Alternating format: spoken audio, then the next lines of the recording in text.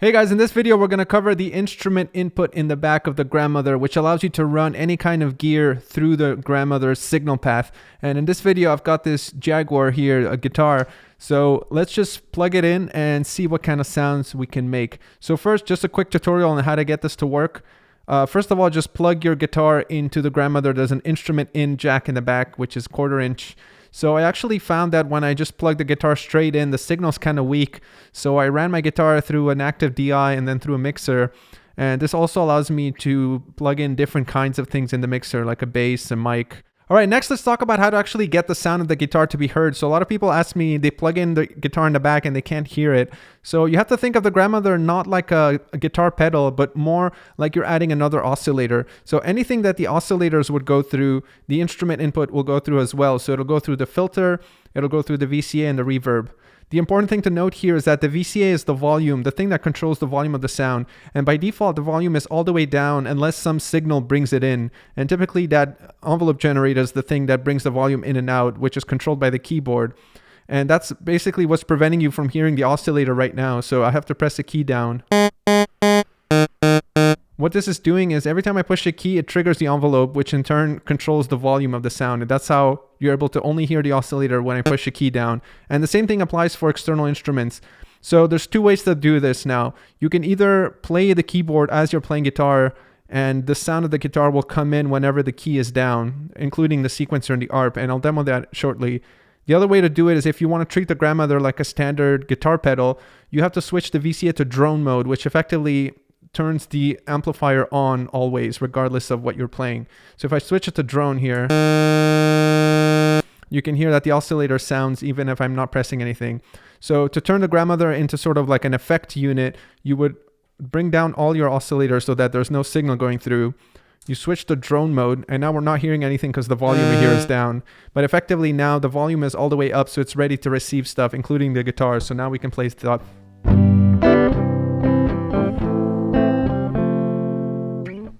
All right, so as I mentioned before, there's a few different audio-based stuff that you can utilize here. You have the high-pass filter, the low-pass filter, and then we have the reverb. And then you can also engage the LFO and the sequencer and all kinds of stuff. So the simplest thing to demo is just the filter here.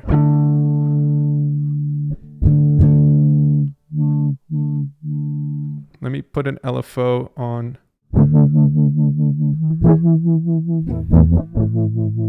And we can bring up the resonance to get more of a wah effect.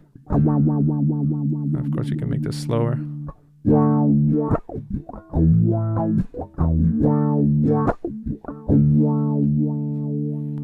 can exaggerate the effect.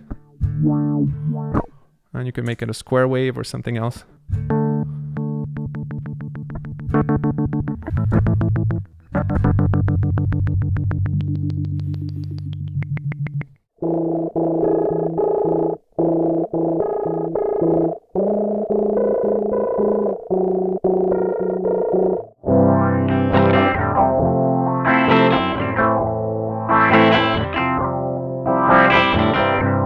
Next, the most obvious thing to demo is obviously the spring reverb.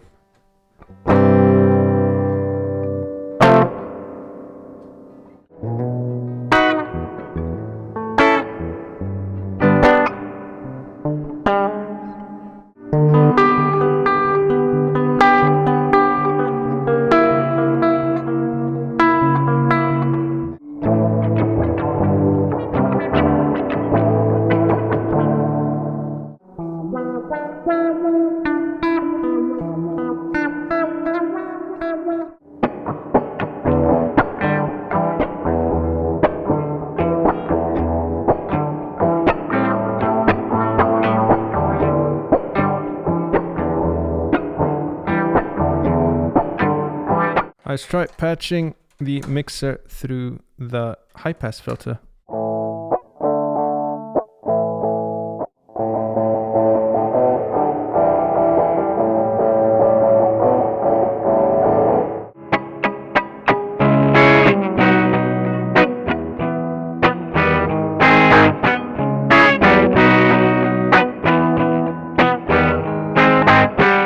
The other thing you can do is a tremolo effect by routing the LFO here into the VCA. So I'm going through the attenuator here so I can control the amount. So I'm going to set a sine wave here and then set some reasonable rate. you can get these crazy sounds if you crank the LFO all the way to max audio rate.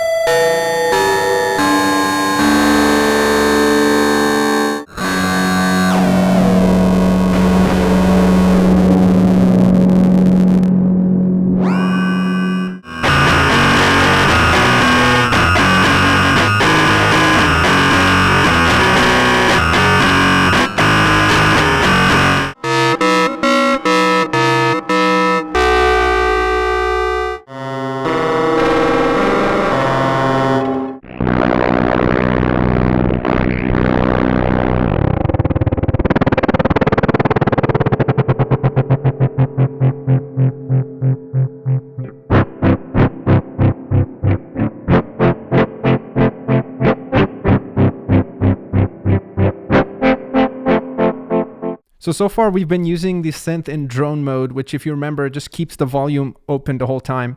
I can switch it back to envelope mode, and now every time I press a key, the guitar will sound.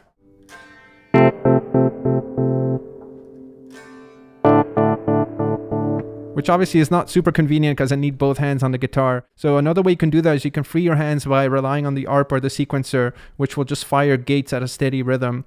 So I have it set to arpeggiator mode. It doesn't matter what chords you play because we're not going to be listening to the synth itself. We're just going to be relying on the ARP to be opening and closing the volume for us. So I'm just going to press one key and hold it down here. So now if I play here. So we're getting a very similar effect as the tremolo we had with the modulation. But what's cool now is that we can actually use the envelope here to control how the volume opens and closes every time a gate is received. And then we can also use the filter to be controlled by the envelope as well.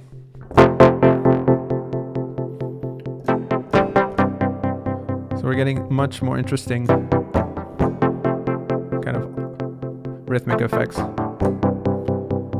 So what's cool now is I can use the sequencer to create myself a little bass line melody. So I'm just going to do a simple chord progression.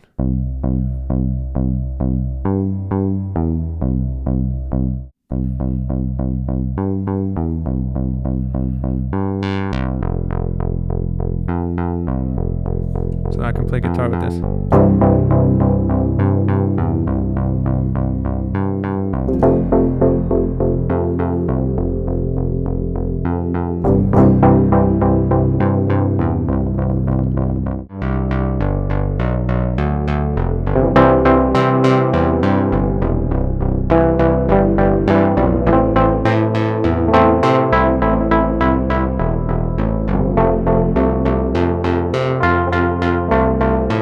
So that's the advantage of using a sequencer ARP to control the tremolo rhythm rather than the LFO, is that you get to shape the sound.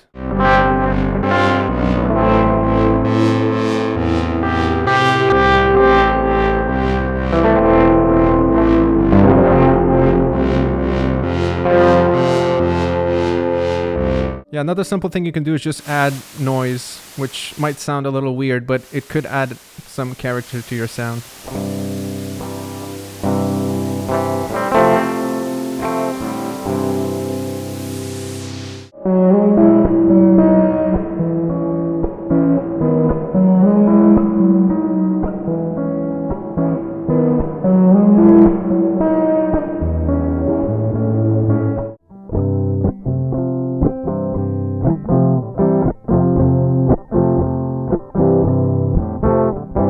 The other thing you can do if you want to add some drive and distortion is create a little feedback loop here in the mixer. So grab the output, run it through the high pass filter, and then back into the mixer channel 1. And then you can kind of crank up your distortion here and fiddle with the high pass to get the right tone. So this is the clean tone. So if I bring this up here.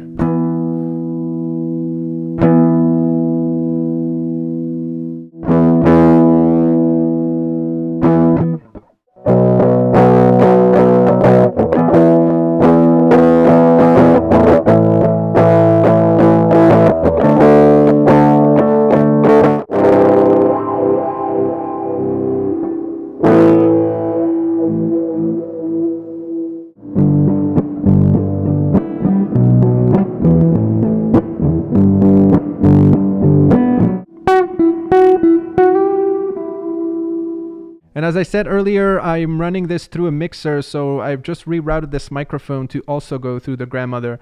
So now I can affect my with this filter here. I don't know if you can hear that here. I can also add some spring reverb. Hello, this is a distorted sound. Hello, what is going on here? Hello. Check 1, 2. Alright, so we've got some crazy modulation going on here. Hello.